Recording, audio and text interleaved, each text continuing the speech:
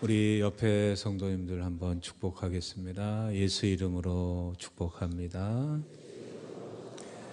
하나님 사랑으로 사랑합니다. 잘 오셨습니다.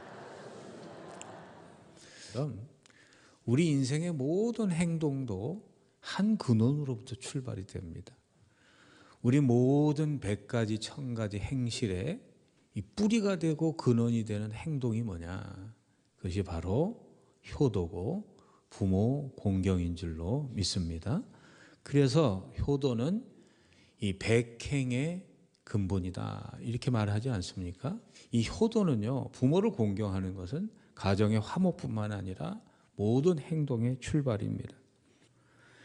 또한 어버이를 사랑하는 사람은 한 번 말을 낼 때도 감히 부모를 잊지 않으며 구차하게 거짓말을 하다가 부끄럽고 욕된 결과를 불러일으키지 않고 유별나게 웃다가 남을 조롱하지 않는다. 그러니까 부모를 공경하는 사람은 말 한마디를 해도 내 말 한마디 행동거지가 부모의 그러한 위신과 부모의 체면을 깎아내릴까 봐 어디 가든지 조심하며 산다.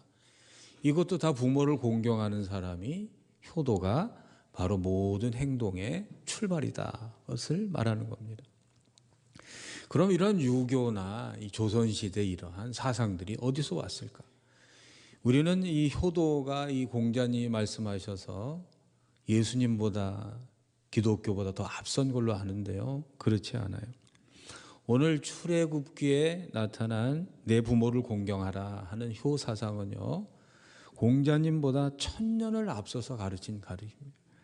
공자님은 BC 5세기에 살았지만 이 출애굽기는요 1600년, BC 1600년 전에 기록된 거예요.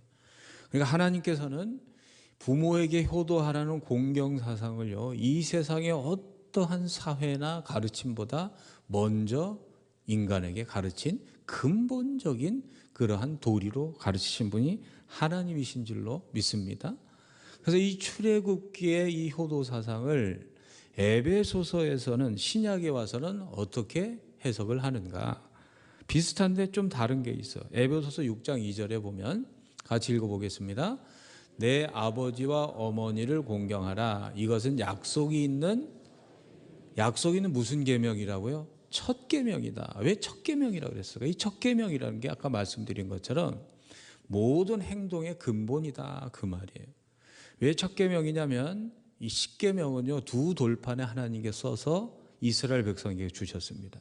한쪽 돌판에는 하나님을 향한 대신명령이고 한쪽 돌판에는 대인명령이에요. 사람과의 관계에 있어서 가장 근본되는 인간이 지켜야 할 도리가 뭐냐? 그게 부모를 공경하는 겁니다. 그래서 이 성경의 효도 사상은 유교나 공자님이나 조선시대 명신보감이나 이런 사상보다 훨씬 앞선 성경의 근본 사상입니다.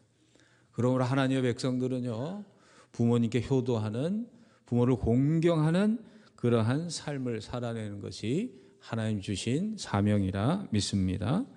부모 공경이 왜 중요하냐? 존 켈빈은요 부모를 공경하는 그 태도는 하나님께로 이어지는 연결이다 이런 말을 했습니다. 다시 말씀을 드리면 하나님은 모든 존재를 존재케 하시는 존재입니다. 부모도 마찬가지예요. 나란 존재를 존재케 하시는 부모님이시고 나를 키우신 분이 바로 부모님입니다. 그러니까 이 부모의 존재를 부인하고 부모의 존재를 조롱하거나 무시하면요 하나님께로 그게 연결이 되는 겁니다. 요즘에요 정말 잘된 자녀들이 있습니다. 세상적으로 지위가 높고 부귀영화를 다 누리는데 자식이 잘 되면 부모에게 감사하면 좋을 텐데 그런 자녀들이요 이런 생각을 합니다. 자기가 잘나서 자기가 열심히 노력해서 자기 힘으로 된 줄 알아요. 아니 부모 없이 그 존재가 존재하지도 못했을 텐데 이 세상의 동물 중에서 사람처럼 손이 많이 가는 동물이 없어요. 송아지는요 이틀 만에 걷습니다. 모든 동물들이요 다 태어나면 스스로 알아서 다 잘 살아요. 그래서 인간만 유독 걷는데 얼마나 걸립니까? 1년이 넘어가요. 1년이 넘어가요. 3년 정도 길러야 그것도 인간 노릇 제대로 하지도 못해. 그렇게 키워놓으니까 지가 잘해서 지가 스스로 태어나서 스스로 자라가지고 된 것처럼, 이게 바로 부모의 존재에 그러한 소중함과 감사를 모르는 그런 태도라는 거죠. 그래서 불효는요, 하나님께서 가장 크게 징벌하시는 그러한 인간의 죄악이에요. 상상을 초월할 수 없는 비참한 운명에 처해지는 게 불효한 자녀들이 겪는 그러한 운명이에요. 잠언 30장 17절에 보면 이런 말씀이 있어요. 아비를 조롱하며 어미 순종하기를 싫어하는 자의 눈은 골짜기의 까마귀에게 쪼이고 독수리 새끼에게 먹히리라. 그러니까 인생의 가장 비참한 저주가 뭐냐면 객사하는 겁니다. 비명행사. 시신조차도 이렇게 찾을 수 없는, 그래서 짐승에게 눈알이 쪼이고 먹히는, 부모를 공경하지 못하는 자녀들이 그런 저주를 받는다는 거예요. 출애굽기 21장 17절에 보면 자기의 아버지나 어머니를 저주하는 자는 반드시 죽일지니라. 이 법이 오늘날 통용이 되고 지켜지진 않지만 구약에는요, 부모를 저주하고 경홀히 여기는 자는 사형이었어요. 사형. 신명기 27장 16절에 보면은 그의 부모를 경홀히 여기는 자는 저주를 받을 것이라 할 것이요 모든 백성은 아멘 할지니라. 우리도 아멘 해야죠. 왜 하나님께서는 왜 부모를 저주하는 자를, 조롱하는 자를 그렇게 형벌에 처할까? 예를 들면 이런 겁니다. 이 창세기 9장에 보면 노아가 이 방주, 홍주 사건으로부터 구원받은 이후에 포도주를 만들었어요. 이 포도주를 처음 받으니까 얼마나 맛있었겠어요. 그러니까 포도주 실컷 마시고, 이 노아가 좀 이 주사가 있었던 것 같아요. 무슨 주사를 하냐면 술만 취하면 옷을 자꾸 벗어버려요. 그냥 혼딱 벗고 이렇게 자고 있으니까 둘째 함이라는 아들이 아버지가 항상 빤듯하시고 항상 의로운 분인 줄 알았는데 그 수치스러운 모습을 보고 동네방네 다니면서 우리 아버지 지금 저렇게 하고 있다. 그렇게 하니까 셈하고 야벳 첫째 셋째는요, 그 얘기를 듣고 아주 황급하게 집으로 들어가 가지고 아버지의 부끄러운 모습을 보지 않고 뒷걸음 쳐가면서 이렇게 아버지의 이 수치를 가로드렸단 말이죠. 그 다음에 노아가 깨어난 이후에 성경에 이렇게 기록되어 있어요. 이에 이르되 가나안은 저주를 받아 그의 형제의 종들의 종이 되기를 원하노라 하고, 또 이르되 셈의 하나님 여호와를 찬송하리로다. 가나안은 셈의 종이 되고 하나님이 야벳을 창대하게 하사 셈의 장막에 거하게 하시고 가나안은 그의 종이 되게 하시기를 원하노라 하였더라. 부모를 조롱하고 부모를 이렇게 가볍게 여기는 자녀들이 두 가지 저주를 받는데, 첫째는 자기 자녀들이 저주를 받아요. 이 가나안이 누구냐면 둘째 함의 아들이에요. 그러니까 내가 부모에게 불순종하고 부모를 거역하고 불효하고 부모를 조롱하면요, 내 자식들이 큰 저주를 받는데, 무슨 저주를 받냐면요, 어디를 가든지 주인이 돼야 되고 다스리는 자가 돼야 되는데 종이 된다는 거예요. 노예가 된다, 이 말입니다. 어떻게 할아버지가 손녀를 저주할 수 있는가? 이거는요, 눈에 보는 물리적인 저주가 아니고 부모를 조롱하는 마음의 태도를 가지고 살면 이 세상에 그런 저주스러운 인생을 살 수밖에 없다는 거예요. 자기 부모도 공경하지 못하는 이 사람이 세상에 가서 누구를 존중하고 누구를 귀히 여기며 살겠어요? 그렇게 살다 보면 이 사람 저 사람에게 버림받고 결국에 가서는 이 종의 삶을 살 수밖에 없다, 그 말입니다. 그래서 하나님의 백성들은요, 부모님이 존경하고 훌륭할 때뿐만 아니라 노아처럼 조금 실수하고 좀 옳지 못한 모습을 보이더라도 부모니까 존경하는 마음을 잊지 않아야 될 줄로 믿습니다. 에베소서 6장 3절에 보면 내가 잘되고 땅에서 장수하리라. 여러분, 이 출애굽기에도 효도하는 자녀들은요, 오래오래 산다 그랬어요. 이 오래오래 산다는 것은 가늘고 길게 병치레하면서 겨우겨우 사는 게 아니고 건강하게 부요하게 세상 누리며 산다, 이거예요. 그러니까 요즘에 건강하려고 운동하시고 좋은 거 드시고 온갖 그러시는데요, 딱 한 가지만 잘하시면 돼요. 뭘 잘하시면 됩니까? 부모님에게 잘 하시면 하나님께서 건강하게 행복하게 부유하게 살게 하실 줄로 믿으시기를 바랍니다. 제 약속이 아니에요. 하나님께서 약속하신 거예요.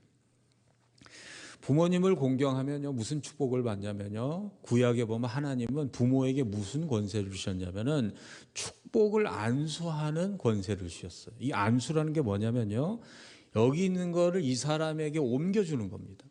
하나님께서 내게 주신 축복을요, 부모님이 돌아가실 때 자녀에게 안수하면요 그 축복이 다 그 자녀에게 가요. 이삭이 임종을 앞두고 누구를 축복합니까? 에서를 축복해야 되는데 누구를 축복해요? 야곱을 축복해요. 그러니까 큰아들에게 갈 축복이 누구에게 갑니까? 둘째에게 가는 거예요. 이게 축복권이에요. 여러분 부모님에게 잘 공경하고 효도하면요 그 마음에 자녀를 축복하는 마음을 하나님께서 한량없이 주셔가지고 그 축복이 나에게 다 이어지는 거예요. 부모님에게 공경하고 효도하는 저와 여러분 되기를 소망합니다.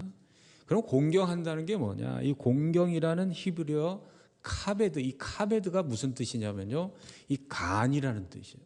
인간의 몸 장기 중에서 제일 무거운 게 간이래요. 무슨 얘기냐면요, 부모를 공경한다는 것은 내 몸의 가장 중요한 부분인 간처럼 무겁고 소중히 여기라는 거예요. 부모님이 나이 드시면요 노아처럼 돼요. 옛날에 그렇게 반듯한 어른이 식사할 때도 밥을 흘리고 고춧가루 묻히고 옷도 이렇게 그냥 허름하게 이렇게 입고 잘 이렇게 반듯하게 입혀들어도 단추 잘못 잠그고, 그래도 부모님을 하찮게 여기지 말고 소홀히 여기지 말고 중요하게 여기라 이 말이에요. 소중하게 여기라 그 말입니다. 잠언 23장 22절에 보면 같이 읽어보겠습니다. 너를 낳은 아비에게 청종하고 내 늙은 어미를 경히 여기지 말라. 나이 들었다고 하찮게 여기고 무시하지 말라 그 말이에요. 레위기 19장 32절에 보면 또 같이 읽어보겠습니다. 너는 샌머리 앞에서 일어서고 노인의 얼굴을 공경하며 내 하나님을 경외하라. 나는 여호와이니라. 그러니까 우리 교회에 머리가 허연 분들이 많이 계세요. 젊어서 허연 분 말고 나이 들어서 허연 분, 이분들을 공경하라 그 말이에요. 한번 따라해 주시겠습니까? 노인은 보물입니다. 노인은 보배입니다. 그러니까 우리 교회 노인들 어른들을요 정말 내 간처럼 여기면, 가장 소중한 보배처럼 여기면요 하나님께서 우리 교회를 축복하시고 여러분들의 가정을 축복하시고 건강한 가정, 또한 복 있는 가정, 부요한 가정, 존귀한 가정으로 자손 만대로 그렇게 축복하실 줄로 믿습니다. 탈무드에 보면 이런 기록이 있어요. 어떤 집안에 이 값비싼 다이아몬드가 하나 있었어요. 그런데 그 다이아몬드가 조금 큰 다이아몬드예요. 어떤 사람이 상인이 그거를 사려고 근 3,000개를 준다고, 그렇게 그 당시에 금 3,000개는요 어마어마한 돈이에요. 그런데 이 다이아몬드가 어디 있냐면 금고에 있는데 그 금고의 열쇠를 아버지가 항상 벽에다가 집어넣고 주무시는 거예요. 마침 금 사러 왔다는데, 아니 다이아몬드 사러 왔다는데 아버지가 벽에를 베고 주무시고 계신 거예요. 지금 일확천금이고 또 이제 벼락부자가 될 텐데 여러분 같으면 어떻게 하시겠어요? 누가 사러 왔다 그러면 아버지 지금 잘 때가 아닙니다. 일어나셔야죠. 지금 이 우리가 큰 부자 되게 생겨서 그래 아버지를 막 깨울 텐데, 이 아들이 그렇게 안 했어요. 상이 보고 기다리라 그러고 아버지가 충분히 주무시고 깰 때까지 기다렸어요. 이게 효도라는 겁니다. 이게 공경이라는 겁니다. 금 3,000개보다 아버지의 낮잠을 더 소중히 여기는 거예요. 아버지의 그 부모의 이 안일이 이 세상의 물질보다 더 소중히 여기는 거예요. 그게 효도라고 성경 탈무드는 가르치고 있는 것입니다. 여러분 부모님께 효도하는 거는요 자주 찾아뵙고 또 말씀을 잘 들어드리는 겁니다. 부모의 말을, 노인의 말을 잘 들어주는 겁니다. 나이가 들면 많아지는 게 있죠. 돈이 많아지나요? 뭐가 많아지죠? 예? 말이 많아지죠. 나이가 들면요 다리도 힘이 없어지고 팔도 힘이 없어지고 다 힘이 다 쪽쪽쪽 빠지는데 끝까지 안 빠지는 데가 있어요. 힘이 다 빠지는데 어디만 힘이 안 빠져요? 거기만 힘이 있으니까 쓸 데가 그거밖에 없는 거예요. 부모님을 기쁘게 해드리는 게 효도인 줄로 믿습니다. 잠언 23장 25절에 보면 같이 읽어보겠습니다. 내 부모를 즐겁게 하며 너를 낳은 어머니 기쁘게 하라. 부모님 언제 즐거울까요? 부모님을 기쁘게 해드리는 건요, 부모님의 걱정거리를 안 만드는 겁니다. 10번 기뻐해드리는 것보다 부모를 걱정하지 않게 만드는 거예요. 그럼 부모님이 언제 제일 걱정할까요? 잠언 17장 25절에 보면 같이 읽어보겠습니다. 미련한 아들은 그 아비의 근심이 되고 그 어미의 고통이 되느니라. 성경에서 미련하다는 거는요, 머리가 나쁘다는 게 아니에요. 공부 못한다는 얘기가 아니에요. 성경에서 미련하다는 나발이란 뜻이 뭐냐, 이 어리석다는 뜻이 뭐냐. 한 가지 예를 들면 시편 14편 1절에 보면은요, 같이 읽어보겠습니다. 어리석은 자는 그의 마음에 이르기를 하나님이 없다 하는도다. 그들은 부패하고 그 행실이 가증하니 선을 행하는 자가 없다. 이 세상에서 제일 미련한 게 뭐냐? 하나님 없다 그러고 사는 거예요. 교회 다니면서도 하나님 없이 사는 게 가장 미련한 거예요. 이런 자녀가요, 부모에게 가장 걱정거리예요. 그러니까 내가 부모에게 효도할 수 있는 가장 큰 효도는 뭐냐면 예수 잘 믿는 것인 줄로 믿습니다. 하나님을 목자 삼고 사는 백성이 되는 것인 줄로 믿습니다. 하나님을 잘 믿으면요, 부모님 걱정이 없어요. 왜냐하면 여호와를 목자 삼고 사는 인생은 부족함이 없으니까. 하나님이 살아주시니까 무슨 걱정이겠어요. 하나님을 잘 믿는 게 최고의 효도인 줄로 믿습니다. 마지막으로요, 부모를 공경하는 거는요, 말로만 효도하는 것이 아니고 물질적인 봉양이 있어야 진짜 효도입니다. 반포지효라는 것이 있습니다. 이게 무슨 얘기냐면은, 까마귀가 어렸을 때는 어미의 도움을 받지만 어미새가 힘에 붙여가지고 먹이를 못 찾을 때가 되면요, 그 새끼 새들은요, 자신이 받은 그 사랑을 그 어미새한테 다 돌려준대.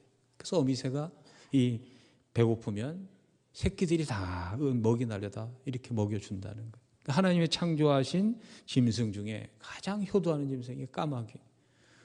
부모님이요, 젊었을 때는 힘이 있을 때 우리를 도왔지만은 나이가 들어서 자신을 이렇게 먹일 수 없는 그러한 처해 같으면 자녀들이 부모님의 그러한 생계에 불안하지 않도록, 생계가 불안하면요, 부모의 품위가 손상이 돼요.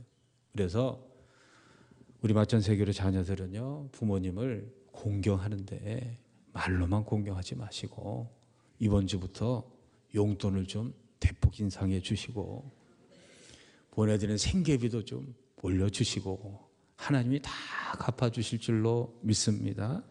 그런 봉양하는 그런 부모 되시기를, 자녀 되시기를 주의 이름으로 축복합니다. 기도하겠습니다. 하나님 감사합니다. 성경의 효도는 첫째 계명이고 모든 행동의 근본이라 하셨으니 우리 마천세계로 모든 교우들이 부모를 공경하며 효도하는 자녀들 다 되게 하여 주옵시고 이 아름다운 전통 우리 대한민국이 유지하여 자손만대로 복 있는 백성으로 살게 하여 주옵소서. 예수 그리스도 이름으로 기도합니다. 아멘. 이제는 예수 그리스도의 은혜와 하나님의 영원하신 사랑하심과 성령님의 함께하심의 역사가 부모님을 소중한 존재로, 귀중한 존재로 효도하며 공경하며 살기를 소망하고 돌아가는 마천세계로 모든 교우들 머리 위에 그 가정과 자녀와 삶의 자리 위에 주의 몸된 성전을 위해 수고하고 애쓰시는 모든 헌신의 손길 위에 지금부터 영원토록 함께 하시기를 간절히 축원하옵나이다. 아멘.